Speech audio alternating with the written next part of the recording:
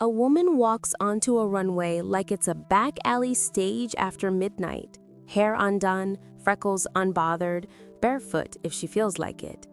The lights try to glamorize her. She refuses to be conquered. Erin Wasson doesn't model clothes so much as she smuggles a life into them.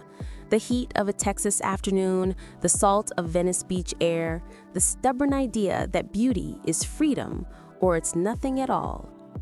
How did a small-town skater kid turn the machinery of high fashion into a personal road trip? Why did she step away when the world wanted more?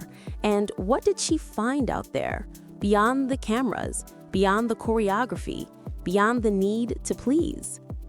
This is not a tale about perfection. It's a map of a spirit that wouldn't stay inside the lines. Erin Wasson grew up under the burning sun of Irving, Texas, a place of dust, wind, and wildness. Her father was a firefighter, her mother a teacher, and Erin spent her teenage years skating through parking lots, barefoot on asphalt, chasing the kind of freedom that had nothing to do with fashion. She was 16 when a friend convinced her to enter a local modeling contest. She showed up in cut-off jeans and messy hair. No makeup, no plan. Yet, something about her face, that mix of rawness and confidence, caught the judges off guard. They didn't just see a pretty girl. They saw a new kind of energy, untamed, unpolished, unforgettable. That one moment changed her path. Soon she was on a plane to New York, stepping into an industry built on perfection. But Erin didn't play by its rules. While others tried to look flawless, she stayed herself. Texas drawl, tomboy stance, and eyes that said she'd rather be anywhere else than pretending. The fashion world, ironically, couldn't look away. When Erin Wasson hit the early 2000s runways, she didn't walk, she floated, half rebel, half dream. Designers loved her because she didn't act like a model was supposed to. She didn't tilt her chin for the camera or soften her gaze. She looked straight through the lens, as if daring it to blink first. Her rise was lightning fast. By 2002, she was the face of Gucci, Chanel, Balenciaga, and Dior, all within a single season. Her look became the template for a new generation.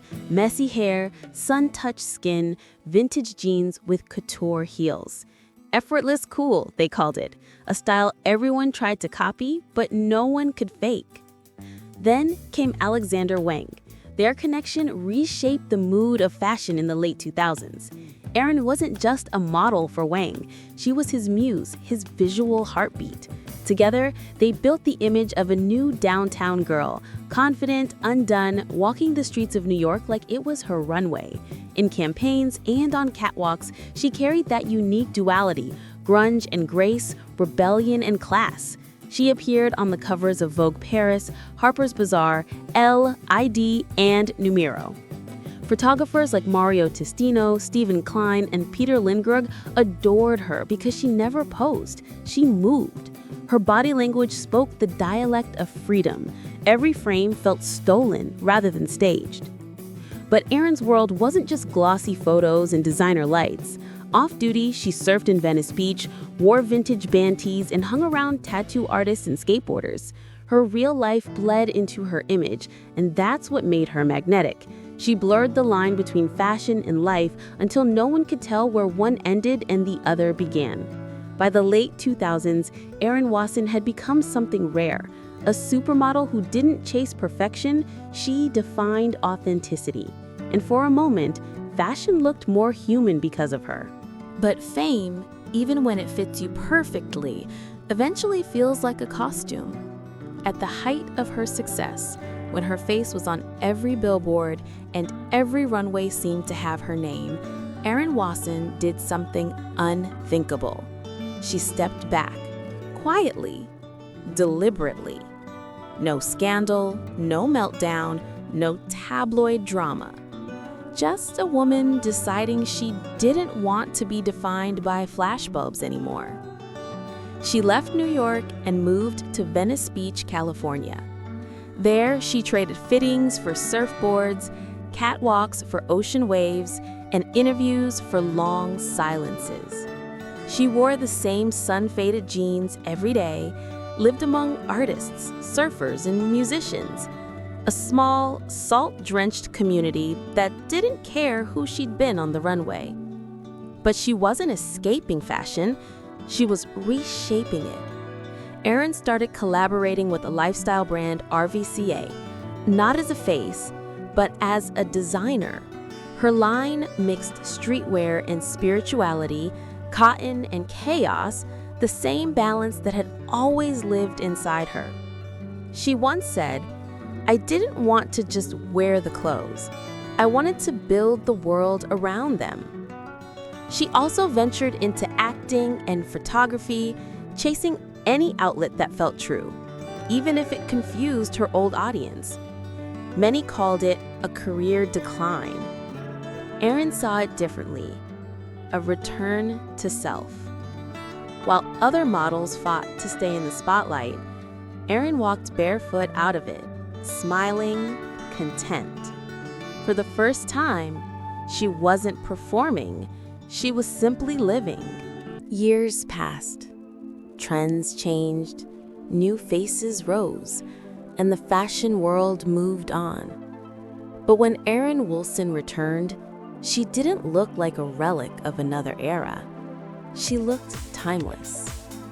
In her late 30s, she walked again for Givenchy, Balenciaga, and Alexander Wang, her old friend who welcomed her back with a smile and a spotlight. The world had changed. Models were now influencers. Image had become currency. But Erin stayed the same.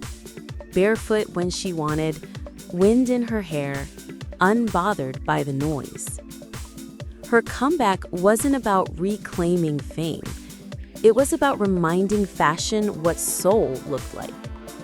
She appeared in Vogue Italia, Harper's Bazaar, and Elle, not as a nostalgic face, but as proof that authenticity never expires. While others tried to reinvent themselves, Erin simply kept being real. And that's what made her powerful again. Designers described her as the muse who never aged out. Her presence on a runway still felt electric, not because of youth, but because of energy. Every step said, "I'm still here, still wild, still free." And beyond the catwalk, she began mentoring younger models, quietly teaching them that the real art is knowing who you are when the lights turn off. For Erin, legacy was never about perfection. It was about truth. And that's why, even after decades, her image still breathes life into the word bohemian. Erin Wasson was never chasing beauty. She was chasing freedom.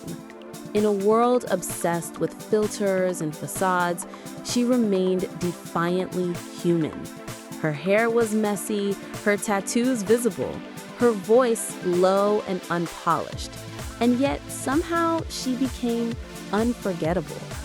She showed that the real rebellion isn't in breaking rules, it's in refusing to pretend. That a model doesn't have to play perfect to be powerful, that sometimes the most radical thing a woman can do is simply live by her own rhythm. When people talk about the bohemian spirit in fashion, they often think of flowing skirts or desert sunlight. But Erin Wasson proved it's something deeper, a mindset, a way of moving through the world without apology. Today, her legacy isn't in the magazines she graced or the brands she fronted. It's in every girl who walks barefoot down a runway or down a street, knowing that beauty has nothing to do with control and everything to do with freedom. Erin Wasson, the bohemian outsider who turned rebellion into art. And somehow, by never belonging anywhere, she ended up belonging everywhere.